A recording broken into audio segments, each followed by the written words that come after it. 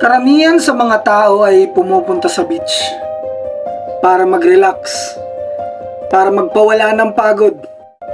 Pero ibahin nyo yung araw na to dahil pumunta ako rito hindi para mag-relax, mag-enjoy o maligo, kundi para saan nga ba? Para saan nga ba? Para sa isang challenge. At ngayon, magpapalibing ako sa buhangin sa loob ng 12 hours. At dito sa part na to, napag-isipan kong ilibing ako sa loob ng 12 hours. Pasado alas 6:30 ng umaga, tirik ng araw, nang mapagpasyahan kong simulan na namin ang paghuhukay sa lugar kung saan ako ililibing. Pero hindi naging madali ito para sa amin. Nandito na kami guys, so nagsisimula na kami na maghukay dito sa paglilibugan sa akin gamit tong mga plastic cup na to at yung plastic na mangkok na maliit. So magiging challenge talaga sa amin kasi mahirap maghukay ng ito lang yung gamit tapos sobrang init na. Kahit na sobrang nakakapagod, pero nagpatuloy pa rin kami sa paghukay. Kahit na sobrang init na parang malalapdos na yung mga balat namin, nagpatuloy pa rin kami at hindi namin inisip yung pagod. Hanggang sa dumaan yung mahigit 20 minutos na paghukay namin, ay natapos din kami. Natapos namin yung butas guys na paglilibingan sa akin. You know, yan yung butas na paglilibingan sa akin. Pinagpawisan tayo guys. Sobrang init.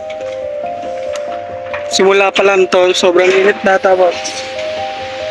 Ewan, sana maging safe. Matapos ng walang mangyari masama. Sa mga sandaling to ay talagang medyo kinakabahan ako. Dahil alam ko mismo sa sarili ko kung ano yung mga posibleng mangyari. Pero pilit kong pinapalakas ang loob ko. Feeling mo makakaya ko to? Kayang-kaya. Kayang-kaya? Oo. Kayang-kaya daw. Makakaya ko to. Alas 7:00 na ng umaga nang napag-isipan kong simulan ng challenge. Pinaghalong excitement at kaba ang naramdaman ko sa mga punto na to. Dahil alam kong hindi madali ang challenge na gagawin ko. Ito na yun guys. Magpapalibing na tayo.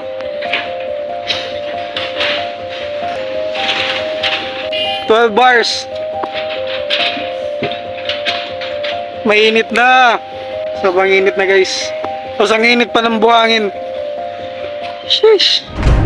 At dito nga sa part na to ay talagang buong buo na yung desisyon ko na gagawin ko talaga yung challenge.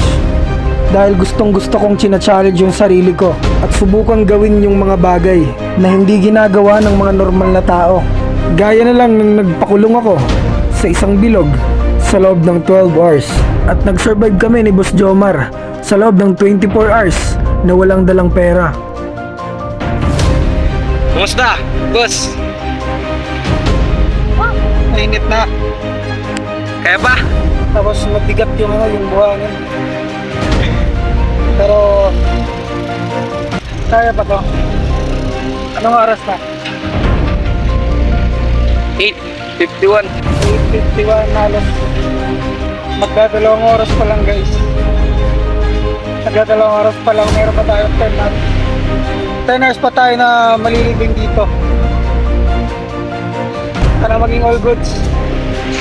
Laban! Laban, go! Woo! Tubig! Tubig! Sa challenge na to, ay talagang tubig yung pinakakailangan ko para mapanatili kong hydrated ang katawan ko.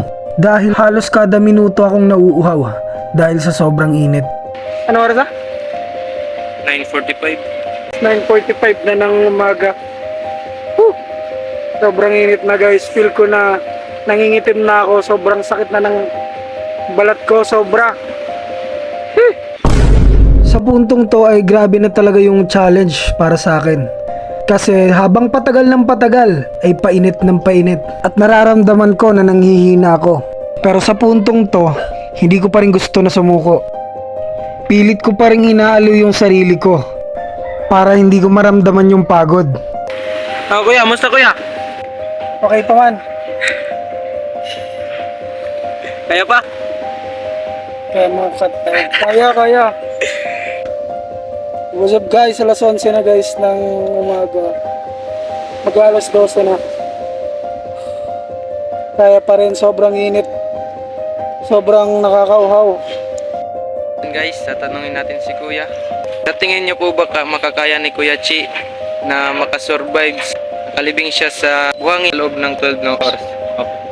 Sa kanyang init. Hindi ko alam eh. Pero siguro, kailangan din kakayanin niya. Inom lang ng tubig, walang kain-kain. Kakayanin niya. Pwede na. Pwede na. Pwede siguro. At dito nga ay halos mag-aalas 12 na ng tanghali. Sobrang init na talaga. At tuyong-tuyo na yung lalamunan ko. Ibang-iba na yung nararamdaman ko. Palalang palala yung init. Sabi ko sa kasama ko ay hindi ko na talaga kaya. Pero hindi ko pa namang gustong sumuko. Kaya mas pinili ko na magpatuloy. Kaya sabi ko sa kasama ko ay buhusan niya na lang ako ng tubig para mabawas-bawasan naman yung init na nararamdaman ko sa katawan. Sobrang init na talaga guys.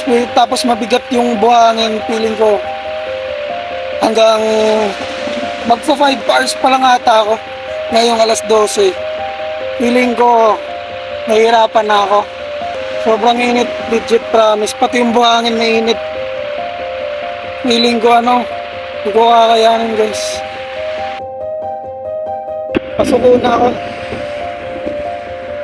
5 hours na ako dito. Sobrang hinang-hina na ako sa part na to. At talagang hindi ko na kinaya. At talagang sumuko na ako. Dahil ayokong may mangyaring hindi maganda.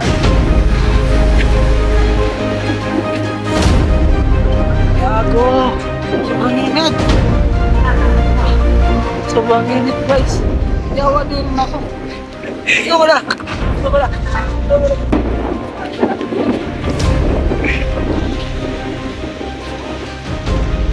Sobrang init na. Sobrang init sa katawan guys. Parang feel ko may heat stroke ako. God. Pati yung ulo ko man. Tubig ka rin, tubig.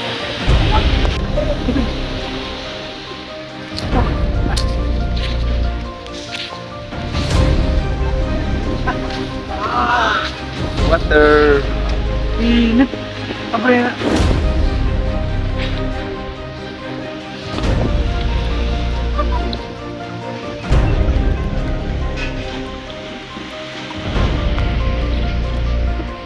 Di na kinaya guys, di na kinaya talaga. Wala. At yun nga, kahit nga hindi natin natapos yung 12 hours na challenge, at least sinubukan natin, trinay natin yung best natin. At nagpapasalamat ako kay Cyrus dahil tinulungan niya ako sa content na to. Then yun lang, hanggang sa susunod na content, sana support nyo pa rin ako. Woo! Bye next time. Sheesh!